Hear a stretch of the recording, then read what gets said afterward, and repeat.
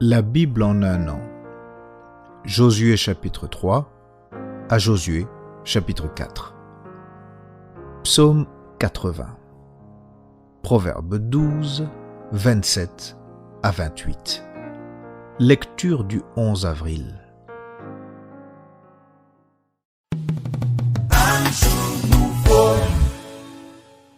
Luc chapitre 14, versets 7 à 35. Il adressa ensuite une parabole aux conviés, en voyant qu'ils choisissaient les premières places, et il leur dit : « Lorsque tu seras invité par quelqu'un à des noces, ne te mets pas à la première place, de peur qu'il n'y ait parmi les invités une personne plus considérable que toi, et que celui qui vous a invité l'un et l'autre ne vienne te dire « Cède ta place à cette personne ». Tu auras alors la honte d'aller occuper la dernière place.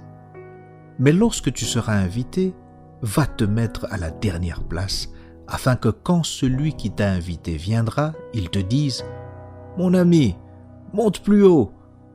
Alors cela te fera honneur devant tous ceux qui seront à table avec toi. Car quiconque s'élève sera abaissé, et quiconque s'abaisse sera élevé.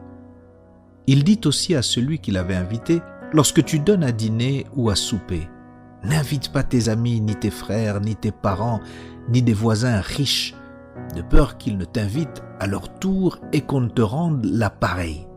Mais lorsque tu donnes un festin, invite les pauvres, les estropiés, des boiteux, des aveugles, et tu seras heureux de ceux qu'ils ne peuvent pas te rendre l'appareil, car elle te sera rendue à la résurrection des justes. » Un de ceux qui étaient à table, après avoir entendu ces paroles, dit à Jésus : « Heureux celui qui prendra son repas dans le royaume de Dieu. » Et Jésus lui répondit : « Un homme donna un grand souper, et il invita beaucoup de gens. À l'heure du souper, il envoya son serviteur dire aux conviés : « Venez, car tout est prêt. » Mais tous, unanimement, se mirent à s'excuser. Le premier lui dit : « J'ai acheté un champ et je suis obligé d'aller le voir. Excuse-moi, je te prie. » Un autre dit : « J'ai acheté 5 paires de bœufs et je vais les essayer. Excuse-moi, je te prie. » Un autre dit : « Je viens de me marier et c'est pourquoi je ne puis aller. » Le serviteur de retour rapporta ces choses à son maître.